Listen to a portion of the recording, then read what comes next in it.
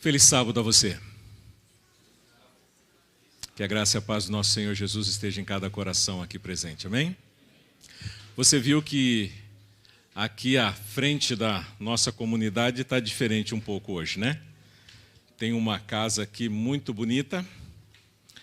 A história, a adoração infantil também tinha como pano de fundo uma outra casa, um lar de oração, ficou muito bonito.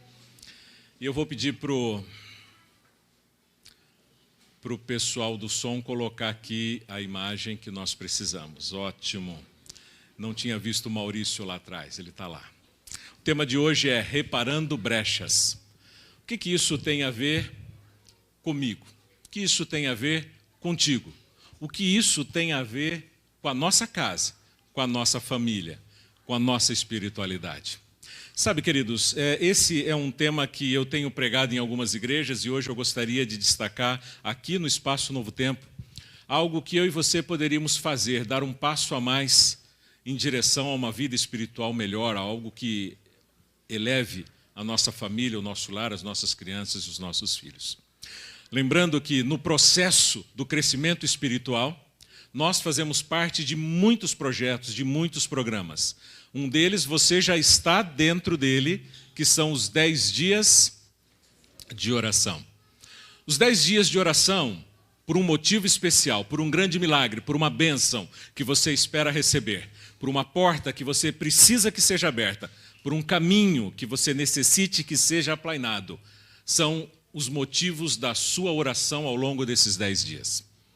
Findando esses 10 dias, no dia 3 de março, você já ouviu, aqueles que desejarem, junto conosco, encarar o desafio de passar 10 horas jejuando para que Deus honre as nossas necessidades, eu convido você a sair daqui, do Espaço Novo Tempo, logo depois do culto, ir diretamente para o Colégio Adventista.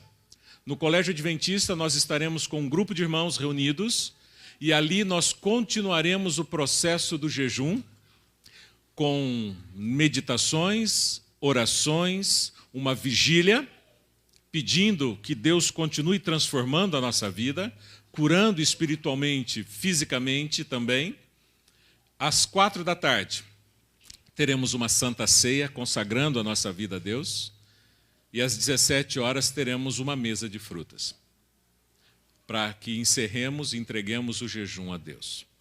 Para que a gente consiga preparar bem esse momento lá no CAP, eu pergunto para você, há alguém aqui que tem a intenção de estar conosco a partir do 12h30 lá no CAP para participar da Santa Ceia, da Vigília e do momento das frutas? Existe alguém? Eu preciso contabilizar a quantidade de pãezinhos para a Santa Ceia, cálices para a Santa Ceia. Deixa eu só contabilizar, querido. Por favor, segura um pouquinho aí.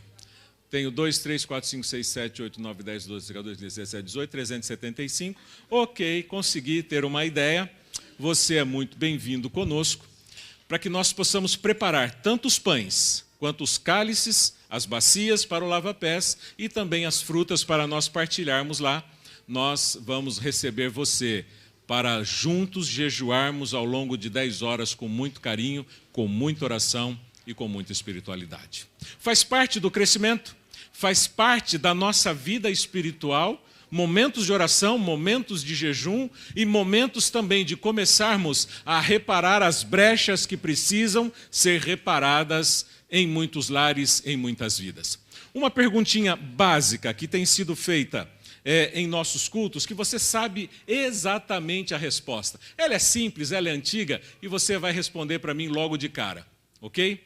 O que veio primeiro? O ovo ou a galinha? Hã? O que veio primeiro? Vocês ficaram em dúvidas. Eu vou confessar, eu ouvi daqui gente falando que foi o ovo. Foi o ovo ou foi a galinha que veio primeiro? Hã? Olha, falaram o ovo de novo. Quem está achando que veio o ovo primeiro? Não vou pedir para levantar a mão, não, senão alguém vai levantar.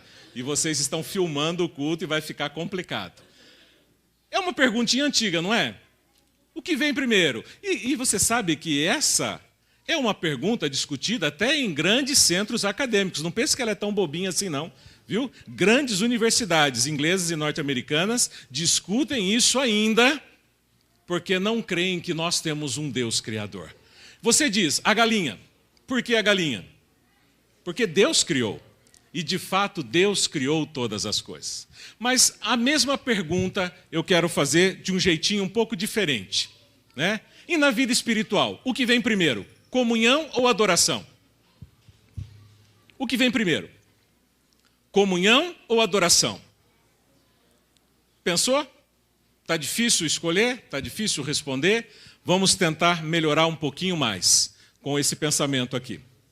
É a força da comunhão realizada em casa, né, que fortalece a prática, a frequência, a vida espiritual e o compromisso com Deus? Ou é um culto inspirador, com um bom pregador, mensagens lindas, músicas tocantes, que faz de mim um ser mais consagrado a Deus? Entendeu a pergunta? O que vem primeiro, comunhão ou adoração?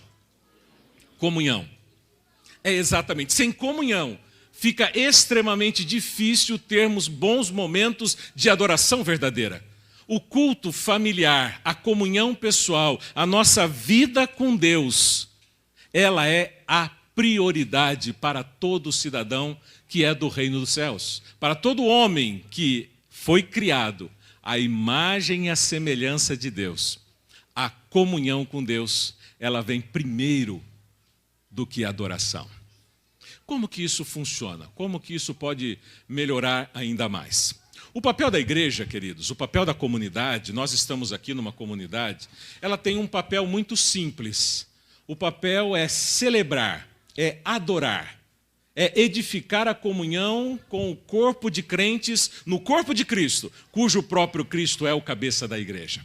Mas como nós teríamos uma completa adoração, como teríamos bons momentos de comunhão, como teríamos momentos em que eu possa realmente celebrar na presença de Deus em adoração, se a minha vida de comunhão está deixando a desejar? Não existe adoração plena sem uma perfeita comunhão. A comunhão é algo que não deve iniciar na igreja. Ela deve terminar, ela deve refletir na igreja, sendo que é no papel da família, é em casa que as coisas tendem a acontecer. Veja, esse pensamento é da família a maior responsabilidade em desenvolver pessoas para serem fiéis na terra e habitantes no céu. O que se você planta em casa, você colhe na igreja. Homens e mulheres que têm uma comunhão com Deus forte em casa, refletem uma adoração forte e especial na igreja ou na comunidade que ele está. Isso é uma parte lógica da vida espiritual. Por isso que nós escolhemos esse tema para tratar com vocês hoje. Um tema para a gente refletir, para nós pensarmos no que nós vamos propor para vocês hoje. Vocês viram que o tema da mensagem é reparando brecha. O que é uma brecha? Sabe, se nós olharmos para o dicionário, vai dizer simplesmente que é uma fenda ou uma abertura em uma parede ou uma muralha. Também faz referência a abrir uma brecha, que significa iniciar um novo caminho. Mas quando Deus, ele fala lá em Isaías, e daqui a pouquinho nós vamos ler o texto de Isaías, quando Deus fala que algumas rupturas estão acontecendo na muralha espiritual do povo de Deus, e eu quero usar uma ilustração bem simples para você entender, você tem como único e principal objetivo na sua vida é manter o tanque da sua casa sempre cheio de água. Esse é o teu foco, esse é o teu alvo, essa é a tua meta, essa é a tua vida. Manter aquele tanque sempre cheio de água. Todo dia, dia após dia, a cada dia, manter aquele tanque com água. De repente, aquele tanque, ele cria uma ruptura, uma fenda, uma brecha. O que vai acontecer com aquela água? É lógico, ela vai vazar. Se o papel da tua vida é manter aquele tanque cheio, a brecha fosse invertida e ela fosse de fora para dentro, e no lugar de vazar água, começasse a verter água, você ia ter problemas com o seu tanque? Você teria problemas se de repente a água começasse a brotar de fora para dentro do tanque? Ele sempre estaria cheio. Você não teria problema. Aos olhos de Deus, uma brecha é algo que acontece de dentro para fora. É algo que é tão simples, mas que é muito importante. Porque espiritualmente falando, Deus olha para um povo e ele vê que aquele povo, dentro do seu meio, existe uma ruptura. E naquela ruptura, valores espirituais, a água que deveria ser conservada, ela está começando a escoar para fora. E aí as coisas começam a ter um sentido diferente. Quero ilustrar com você usando essa casa muito bonita, que foi preparado pelo Ministério da Criança da nossa igreja, em especial, um trabalho manual da Sabrina. Muito esforço, dedicação e talento, e nós temos aqui uma casa linda. Nós temos uma casa que ela é feita com as suas paredes, os seus tijolinhos estão aí, mas vocês notem que existem algumas brechas dentro dessa casa, e ela vai suprir essas brechas agora para nós.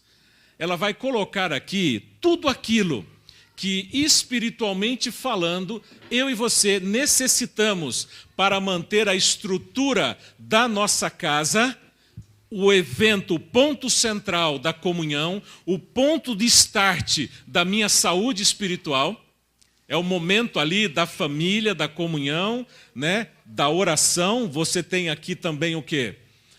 Pilares que constroem um bom relacionamento entre você e a família. Você tem elogio, você tem diálogo, você tem oração, você tem lá embaixo união, você tem carinho, mas você tem mais coisas que precisam ser colocadas dentro das paredes da sua vida espiritual para que ela fique forte, para que ela esteja sempre intacta. Algo como culto familiar, devoção pessoal e o que mais? Dízimos e ofertas é a fidelidade a Deus do cristão. Nós temos ali também tempo e atenção. E agora, por último aqui, nós temos fidelidade em relação ao sábado. Você olhando para essa casa, a sua casa, imagine que você está em casa. E essa casa poderia estar iluminada, né, Sabrina? O que você acha? Ela ficaria mais bonita, não ficaria? O que vocês acham? Veja se ela vai ficar mais bonita ou não. Sim, mais bonita. Imagine que essa é a sua casa. A casa a qual o povo de Deus tem como responsabilidade manter ela intacta, manter ela firme, manter as suas paredes grossas, reparadas, protegidas, para que nada venha a abalar a sua casa, o seu lar, o seu refúgio, o seu centro de proteção, que é o ambiente familiar. Elogio, diálogo, culto familiar, oração, devoção pessoal, tempo e atenção, dízimos e ofertas como fidelidade a Deus, fidelidade no sábado, união e carinho e tudo mais. Então, queridos, vamos pensar comigo. Quais são as brechas que estão prejudicando a espiritualidade da família cristã no mundo? Eu quero ser abrangente, eu não quero dizer diretamente você. Se você em algum momento se identificar, você vai pensar comigo, opa, isso daí tem a ver comigo. Mas vamos pensar em espiritualidade, vamos pensar em cristianismo, vamos pensar que em algum momento da sua vida, pela correria, pelo corre-corre do seu dia a dia, você deixa de ter aquilo que é importante e necessário. Não deu certo, Sabrina. Tira para mim, por favor. Ficou bem coladinho, né? Você tira o diálogo do contexto da sua vida. Pai, filho, marido, esposa, as coisas começam a ficar estranhas. Quando pessoalmente você deixa de orar a Deus, você tira a oração do plano espiritual da sua vida, a oração do plano espiritual da sua casa, você cria uma outra ruptura dentro da sua casa. Há um ditado popular que diz que todo mundo conhece: quando existe muita oração, existe o quê? Muito poder. Quando tem pouca oração, pouco. Nós vivemos uma batalha espiritual. A nossa vida, segundo o livro de Efésios, não é lutar contra poderes humanos, é lutar contra poderes espirituais. Contra poderes espirituais só existe uma alternativa: armas espirituais. A oração é uma delas. Quando a oração ela faz parte da nossa vida e ela deixa de existir, a ruptura começa a acontecer. Aí eu tiro mais alguma coisa que é importante para mim: o culto familiar. Não faço mais culto, não tenho mais momentos de devoção, não tenho mais momentos de oração. A reflexão da minha vida com a minha família é um reflexo de algo que já começou a faltar algum tempo atrás: a devoção pessoal. É o tempo que eu tenho com Deus para fortalecer a minha vida pessoal.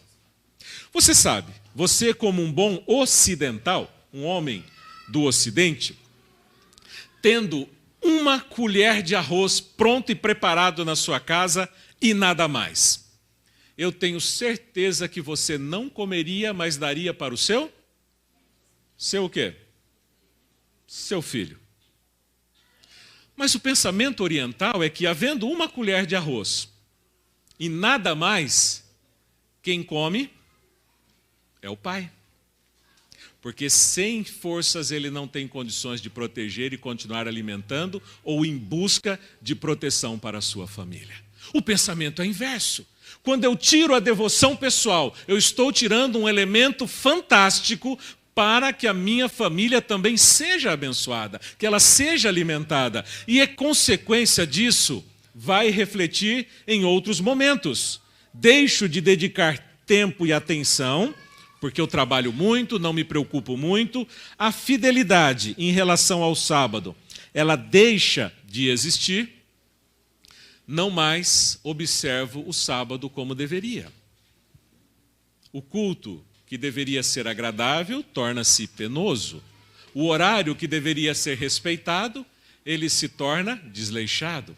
O momento em que eu deveria estar aqui para adorar, eu estou ainda no trânsito, eu estou em casa, eu estou em outro lugar, e não há uma completa adoração.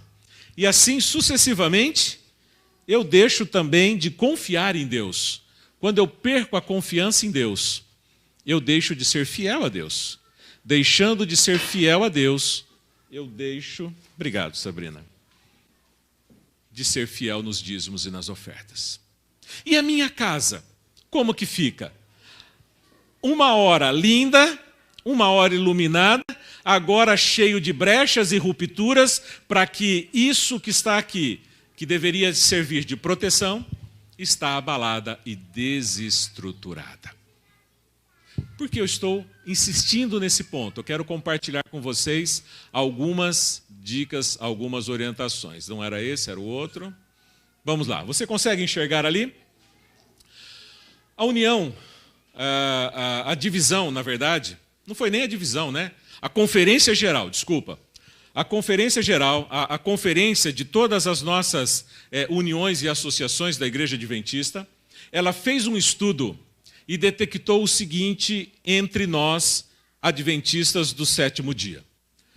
Uma coisa que preocupa bastante é que as pessoas, os membros adventistas do sétimo dia, 36% deles fazem culto diariamente ou mais de uma vez por dia.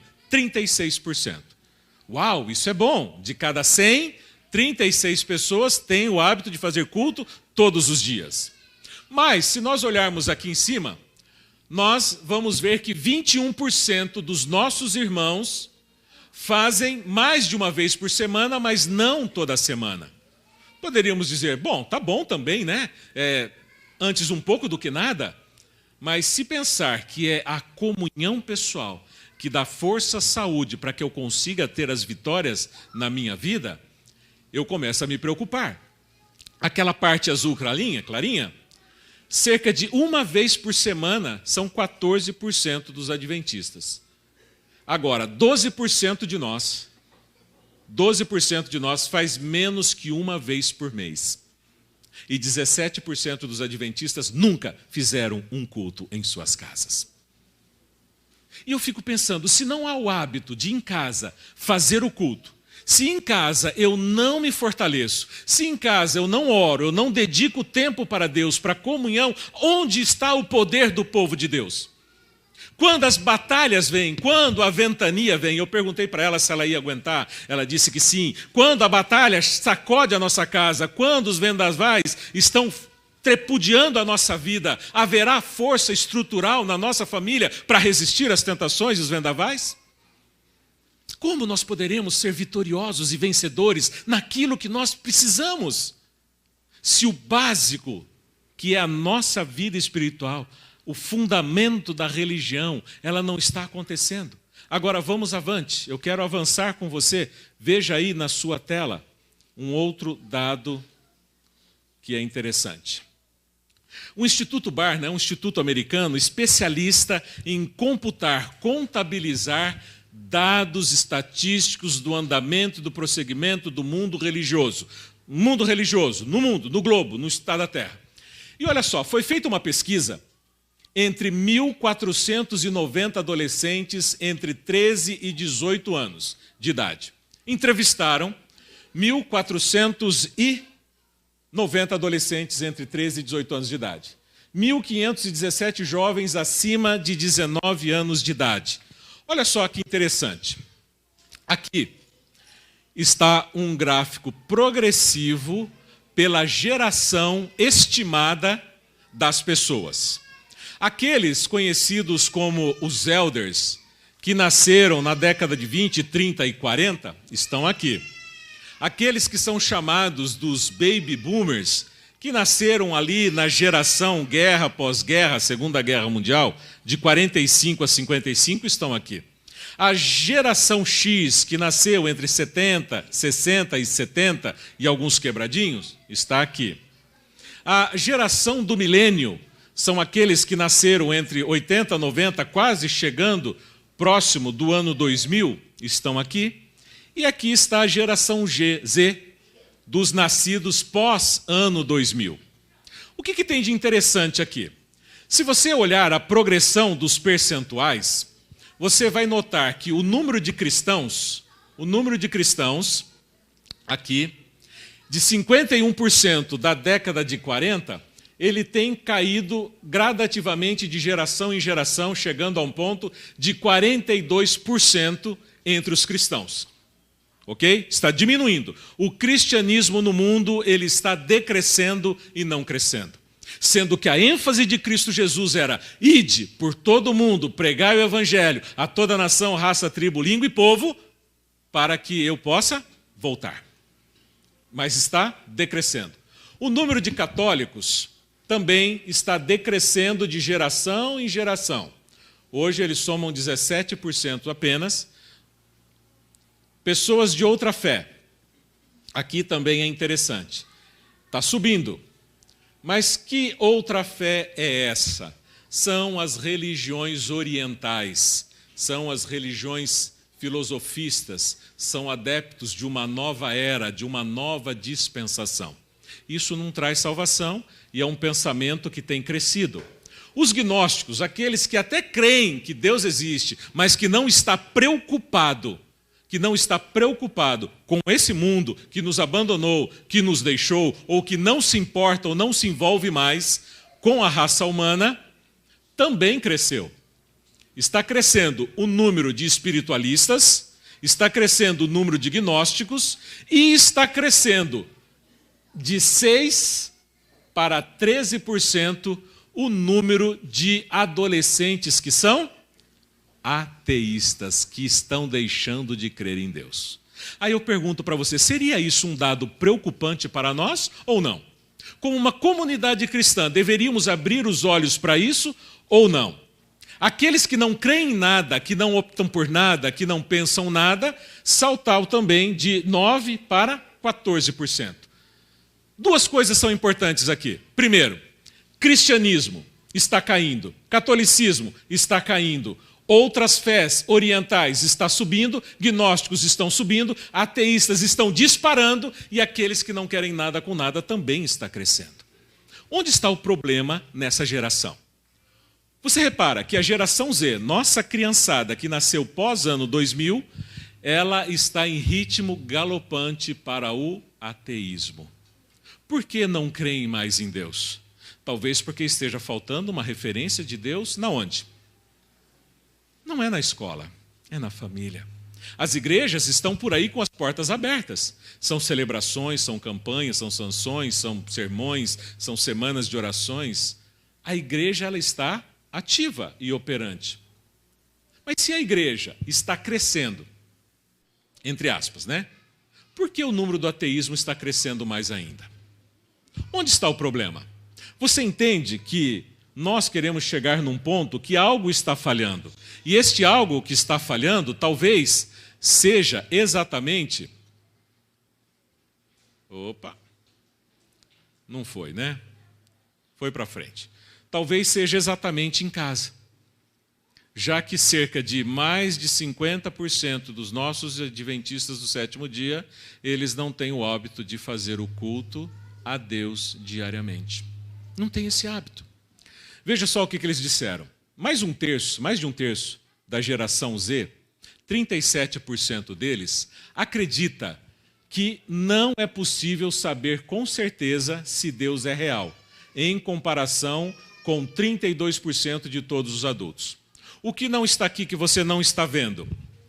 Essa geração Z, 37% deles, está entre jovens e adolescentes cristãos. Você consegue entender como pode um jovem cristão de 13 a 16 anos, que frequenta uma igreja com seu pai, que está presente numa celebração com a sua mãe, que carrega uma Bíblia, quem sabe, na pasta ou no seu celular, ele não tem certeza se Deus é real ou não. Por que não sabemos se Deus é real ou não? O que está faltando para a minha ou para a convicção desses jovens saber se Deus é real ou não? Para você, Deus é real? Deus é real para você? Deixa eu ver. Quantas mãos acham que Deus é real? Ok. Veja, isso é interessante, né? Nós temos uma concepção de que Deus é real.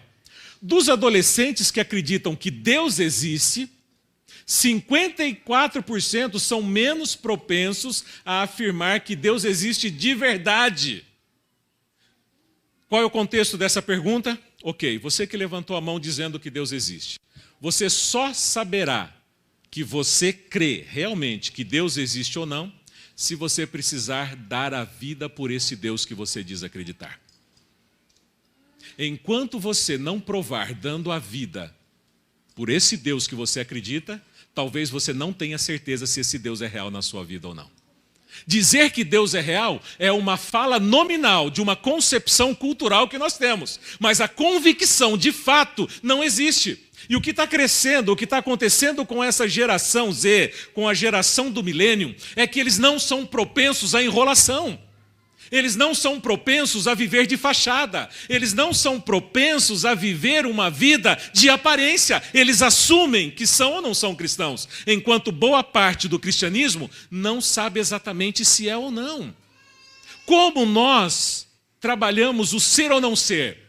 Com o reflexo da nossa casa. Eu sou cristão, mas eu não falo com Deus. Eu sou cristão, mas eu não oro a Deus. Eu sou cristão, mas não estudo a Bíblia de Deus. Eu sou cristão, mas não cultuo a Deus em casa. Logo, pela lógica humana, eu não sou o quê? Mas estamos numa igreja. Carregamos uma Bíblia. Cantamos hino. Devolvemos dízimo. Devolvemos oferta. Estamos pregando de alguma maneira. Mas não estamos convictos de que Deus realmente é real na nossa vida ou não. Para muitos adolescentes, a verdade parece relativa na melhor das hipóteses. Na melhor das hipóteses, verdade é relativa. Ou seja, não existe uma verdade. Para mim, uma verdade é: Jesus Cristo deu a vida por mim no Calvário e voltará para me buscar. Uma verdade é uma verdade absoluta ou é relativa? Depende. Se a minha vida não condiz com o que Jesus fez no Calvário e na sua breve volta, ela é relativa. Você entende o perigo que nós estamos trabalhando e vivendo dentro da estrutura do nosso lar? A geração pós-geração Z será uma geração mais complicada do que a Z. Estima-se que a geração que vai se chamar, não me lembro agora, talvez Y, depois da Z, que são as criançadinhas nascidas entre o ano de 2020 por aí, elas serão uma geração que atingirão cerca de 50% do ateísmo entre a juventude no mundo.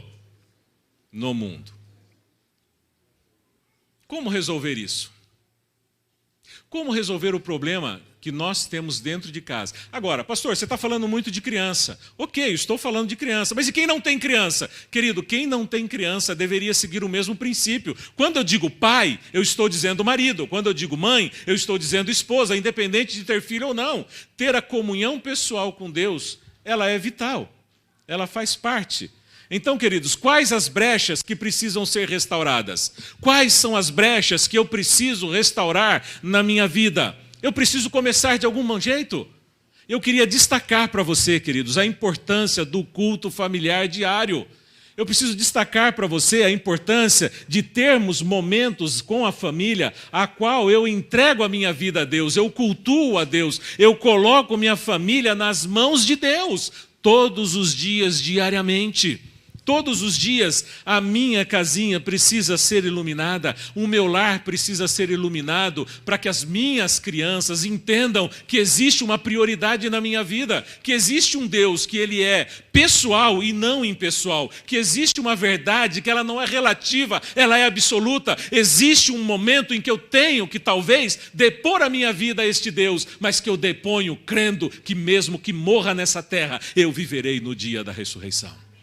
É uma fé convicta que está faltando no mundo religioso de hoje. Está faltando na sua casa, está faltando na minha casa, está faltando nos nossos lares, está faltando para o meu filho, para o seu filho. Está faltando para uma geraçãozinha Y que não vai crer em Deus. É uma geraçãozinha que vai olhar para você e desdenhar da Bíblia que você carrega, mesmo com todo o respeito sendo o teu filho.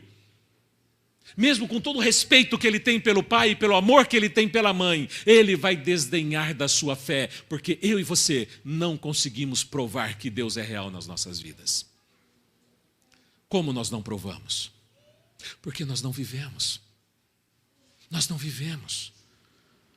Sabe, queridos, priorizamos o trabalho, priorizamos tudo, não temos tempo para o culto familiar, também não temos tempo para o diálogo. Não temos tempo para conversar, para passear, para informar, para instruir. Logo, quando eu acordo de manhã, a minha vida é tão corrida, é o trabalho, casa, escola, eu estou cansado, eu estou tão atarefado que eu me esqueço exatamente de orar a Deus. Você fala com Deus através da oração, mas Deus responde a você através da palavra, da Bíblia. Se você não ora, Deus não te ouve, embora Ele conheça o teu coração. Se você não lê a Bíblia, você não ouve a resposta de Deus, embora você muitas vezes saiba o que Deus espera de você. Mas não existe uma relação de confiança, queridos. Eu sei que tem muitas casas aqui, que se eu batesse numa quinta-feira chuvosa, tempestuosa de madrugada, e eu batesse na porta, você abrisse, olhasse, nossa, pastor Hilton, e eu dissesse, querido, você pode deixar que eu durma na garagem da sua casa essa noite? Eu estou sem carro, eu estou sem condições de ir embora, posso pelo menos dormir? Eu sei que tem algumas pessoas que permitirão que eu entre em suas casas nessa madrugada. Mas e se eu fosse um completo estranho para você? Se você nunca tivesse me visto na vida, se você não soubesse quem eu sou, de onde eu sou, você deixaria que eu entrasse mesmo na garagem da sua casa?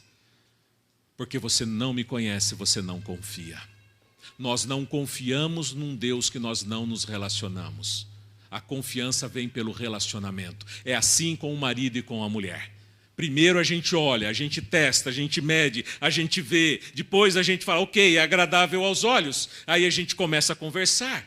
se relacionar, ver se existe um grau de confiança no relacionamento e depois então selamos esta relação através do matrimônio e do casamento. Com Deus, você espera que seja diferente? Com Deus nós esperamos que talvez não seja assim? E precisa haver uma relação com Deus. Isso se chama devoção pessoal. É o momento seu com Deus para que você tenha força para poder repartir com a sua família tudo aquilo que a sua família precisa. E nós estamos precisando, queridos, de muita coisa. Minha família está precisando de muita coisa. A minha família precisa de tempo e atenção. Você sabia que, no quesito tempo e atenção, se a gente gastar um tempinho lendo a Bíblia junto, orando junto, fazendo um culto junto, pode suprir a necessidade da presença de um pai e de uma mãe, até mesmo nos momentos de uma brincadeira? Está com o pai, está com a mãe.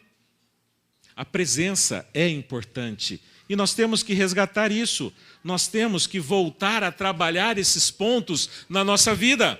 E quanto mais fiel você for a Deus, você torna-se fiel também naquilo que Deus espera de você. A cada sábado Ele tem um convite para você celebrar, para você adorar, para você contar para Ele como foi a sua semana de relacionamento com Ele, e aí então você vai na casa do Pai. Eu sei que muitos aqui são pais. Eu sei que muitos são pais. Imagine você um filho que vai para a cidade, mas não visita o pai. Ele vai para a escola, ele trabalha, ele vem para a cidade, mas não visita o seu lar. Ele vai comprar, ele vai com os amigos, ele vai passear, mas não faz a visita na casa do pai. Você sabe o sentimento de um pai, que tristeza. O sábado é o dia do encontro especial na casa do pai. E mesmo assim ele tem sido muitas vezes deixado de lado. E o reflexo disso também cai na nossa vida de confiança com Deus. Os dízimos e ofertas, eles deixam de ser importantes também, porque eu não confio em Deus. Se eu confiasse, eu seria fiel a Deus, o Deus que cuida de mim em todas as situações. Preciso restaurar, queridos, o culto familiar, o estudo da Bíblia, a oração e assim sucessivamente. Preciso restaurar. Eu quero ler com vocês Isaías 14. Nós já estamos encerrando. Quero abrir a Bíblia para poder ler esse texto com você.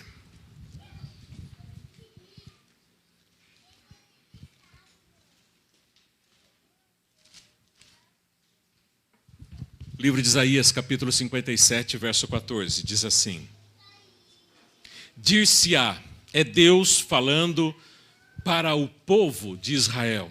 Dir-se-á, aterrai, aterrai, preparai o caminho, tirai os tropeços do caminho do meu povo.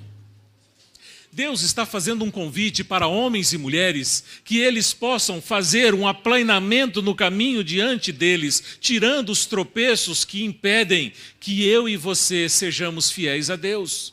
O que impede você de cultuar a Deus? O que impede você de devocionar a Deus? O que impede você de dizimar e ofertar a Deus? O que impede você de vir à casa de Deus? O que impede você de ter momentos de comunhão com Deus? Aterrai, aplane o caminho, remova diante de vocês os tropeços. Porque, queridos, se existe um tropeço diante de nós que impede a nossa vida com Deus, eles precisam ser removidos. E eu tenho certeza que hoje Deus quer falar para você, querido, vamos remover os tropeços diante de nós. Vamos remover. Quando nós olhamos para Isaías 58, verso 11 e 12, nós encontramos a referência da meditação de hoje. E diz assim: o Senhor Deus, verso 11, te guiará continuamente, fartará a tua alma até em lugares áridos. Mesmo que hoje o lar possa parecer um tremendo deserto, mesmo que a nossa casa possa parecer tão seca como era seca as terras de Gilboa, como diz o Senhor, Deus fará o teu lar um lugar diferente. Ele fará você prosperar. E aí então o profeta continua dizendo: o Senhor verso 10, então a tua luz nascerá nas trevas. E aquele lar que era escuro, ele se torna iluminado. Aquela casa que era sombria, ela pode se tornar iluminada, porque Deus está prometendo, Deus está falando, a tua luz nascerá nas trevas e a tua escuridão será como? Que diz a sua Bíblia? Será como? O meio-dia, será plena luz do dia. E então o verso seguinte, diz assim, os teus filhos, veja a promessa de Deus, edificarão as antigas ruínas, levantarás os fundamentos de muitas gerações. A promessa de Deus é para os nossos filhos, para o nosso futuro. Deus está prometendo que os nossos filhos hoje, sendo bem cuidados, sendo bem estruturados, juntamente com você, serão restauradores e reparadores de brechas. É a promessa de Deus, veja aqui na sequência do verso, né? Então, levantarás os fundamentos de muitas gerações e serão chamados reparador de brechas e restaurador de veredas, para que o país se torne habitável. A promessa de Deus é que Ele tem um mundo melhor neste mundo, antes que Ele venha nas nuvens do céu. Ele convida uma geração para se levantar. Ele convida homens e mulheres para se levantar e começar a reparar as brechas dentro da sua própria casa, dentro do seu próprio lar. Deus nos chama para ser reparadores. Reparadores a cada dia, né? Os pais cristãos precisam levantar um muro em torno dos seus filhos de proteção e anjos ministradores hão de guardar as crianças, os maridos, as esposas que forem a cada dia consagradas a Deus. Veja esse áudio, levante o som, por favor.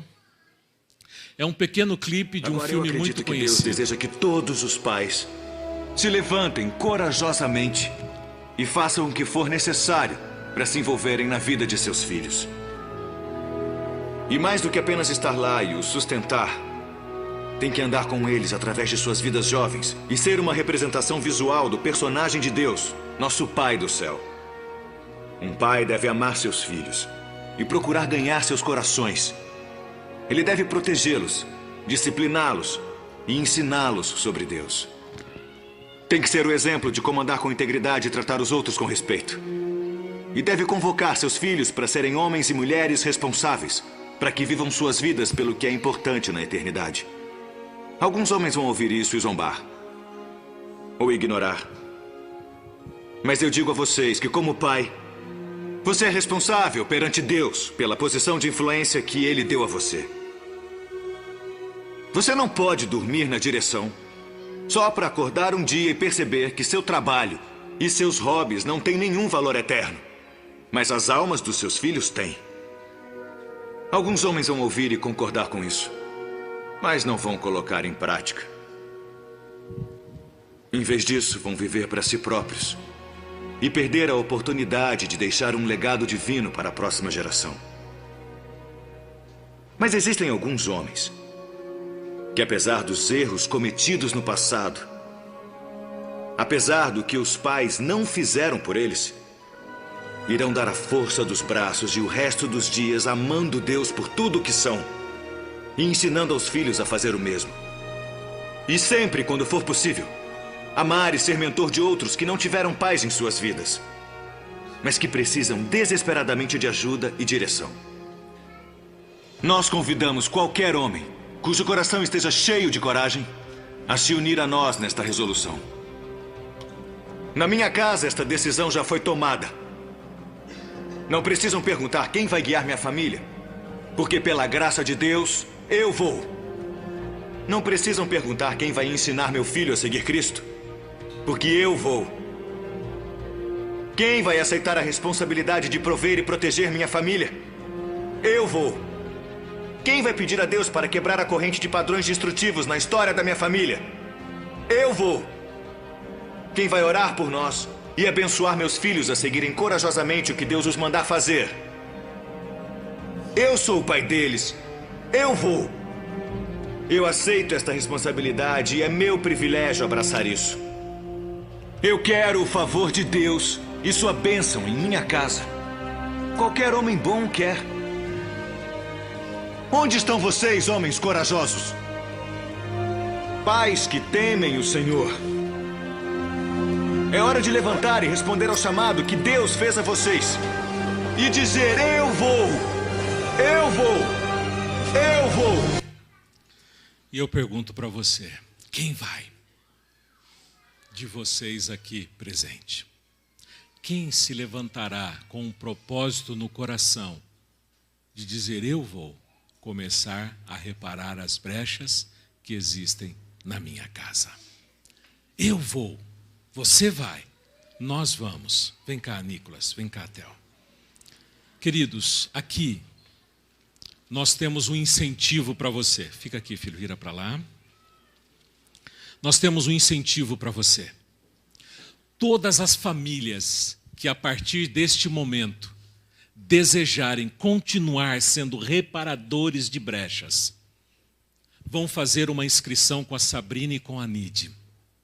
Vocês receberão gratuitamente um imã de geladeira, uma casinha simples, a qual cada dia que você fizer o culto com a sua família, você tampará uma brechinha que aqui está.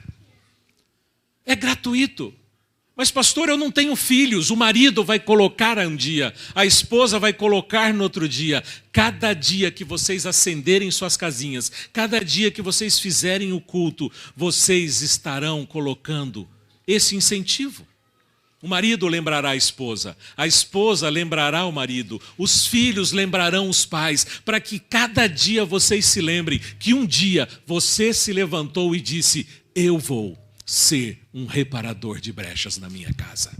Eu vou assumir essa responsabilidade. Aqui você receberá também fascículos a qual uma vez por mês nós nos reuniremos num pequeno grupo de pais, maridos e esposas. Nós vamos compartilhar aqui embaixo uma refeição gostosa. Nós vamos almoçar juntos e depois nós vamos estudar juntos isso que vai construir e edificar passo a passo, tijolo por tijolo, a minha família. Cada mês um encontro, cada mês uma decisão, cada momento dedicado para que a minha casa seja restaurada, para que a minha vida seja edificada. Mas você precisa, para receber os materiais, fazer uma inscrição com a Nide ou com a Sabrina. Mas independente de inscrição, independente de comprar a casinha, eu gostaria de que hoje as decisões no coração fossem tomadas. Eu não sei quais brechas você tem na sua casa, quais brechas precisam ser restauradas. Eu preguei numa igreja que um irmão me procurou na saída, falou: pastor, na minha casa não existe brecha. E eu falei amém também, Sabrina. Mas ele disse: não, pastor, você não entendeu. Na minha casa não tem brechas, porque não tem parede nenhuma mais. Não tem culto, não tem oração, não tem fidelidade, não tem devoção, não tem dízimo, não tem oferta, não tem seriedade com o sábado, não tem mais nada. Não existe mais nada. E hoje eu me levantei porque eu quero restaurar e reparar a minha casa para servir ao Senhor. Eu entendi a responsabilidade que Deus nos chama para serem reparadores de brechas. Homens e mulheres que são chamados para mudar um mundo, para mudar um país, para mudar uma cidade. A geração Y está comprometida com o ateísmo, a não ser que eu e você nos comprometamos com Deus primeiro. A não ser que eu e você nos levantemos de verdade, não hoje, não aqui, não somente agora, mas a cada dia nos nossos lares para dizer: hoje é o dia de eu reparar uma brecha pequena na minha casa. Uma brecha por mês, uma brecha por semana, um dia depois do outro, um pouquinho de cada vez. Nós alcançaremos as bênçãos de Deus e a vitória na nossa vida espiritual. Eu vou orar. Mas você também vai orar hoje. Quando na minha oração eu pedir: Deus, que o Senhor ouça, Pai, agora as brechas que precisam ser restauradas, eu vou ficar em silêncio e você vai falar para Deus. Só você sabe quais brechas precisam ser restauradas na sua casa.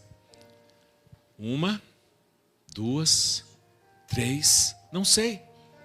Mas eu vou pedir que Deus me ajude a reparar as brechas que precisam ser restauradas na minha casa. Você vai pedir as suas. E ao final da sua oração silenciosa, eu vou retornar também com a oração e concluímos todos juntos. Vamos orar. Feche seus olhos. Santo e amado Deus, nós estamos aqui, Pai.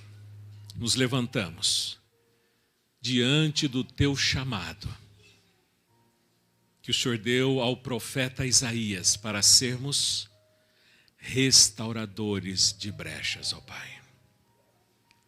Nós nos levantamos, ó Pai, entendendo, compreendendo que o cristianismo no mundo, ele está comprometido. E talvez ele esteja comprometido porque eu permito que a espiritualidade vaze da minha casa para fora. As brechas estão tirando a água de dentro do meu reservatório, a água da vida, a água que é Cristo Jesus, tem escoado pelas brechas da minha família, Pai. Eu não sei quantos aqui dos teus filhos têm todas as brechas ou quais elas têm, mas neste momento, Pai, cada um de nós entregaremos em tuas mãos as brechas que precisam ser restauradas em nosso lar. E faremos isso em oração agora.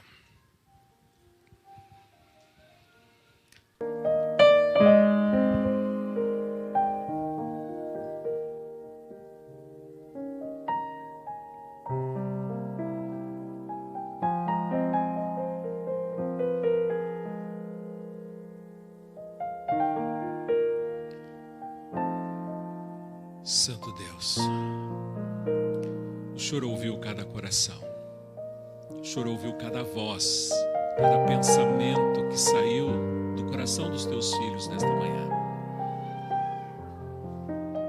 Gostaria de te pedir, ó Deus, como um pastor, como um ministro, que tem brechas que precisam ser restauradas em sua casa. Mas mesmo assim, Pai, da posse, da unção que o Senhor me concedeu como ministro do Evangelho, baseado na separação que o Senhor fez para exercer o ministério aqui. Eu gostaria de, neste momento, Pai, erguer as minhas mãos sobre cada um dos teus filhos e pedir, ó Deus, que o Espírito Santo venha capacitá-los a reparar as brechas que precisam ser reparadas.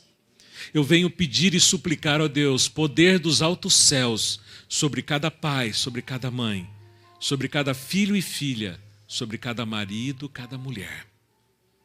Que o Senhor dê a eles forças para romper, para quebrar as cadeias destrutivas que nos afastam de Deus, ó Pai. Que o Senhor nos dê forças para reparar o caminho diante de nós e remover os obstáculos que tem dificultado a nossa relação com Cristo Jesus. Por favor, Pai, unja-os com o teu poder. Abençoe-os, ó Deus, dando o poder dos altos céus, anjos magníficos e poderosos para auxiliá-los, ó Pai. E que em nome de Jesus, o Senhor aceite o pedido de cada um deles. Que o Senhor tome, Pai, cada um deles em tuas poderosas mãos e faça de todos nós reparadores de brechas espirituais para edificarmos o nosso lar.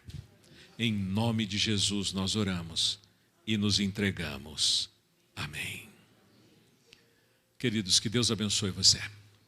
Que Deus dê a você um sábado feliz na presença de Deus. Faça a sua inscrição, peça o seu material.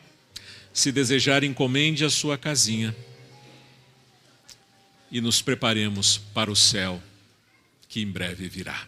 Deus abençoe você em nome de Jesus.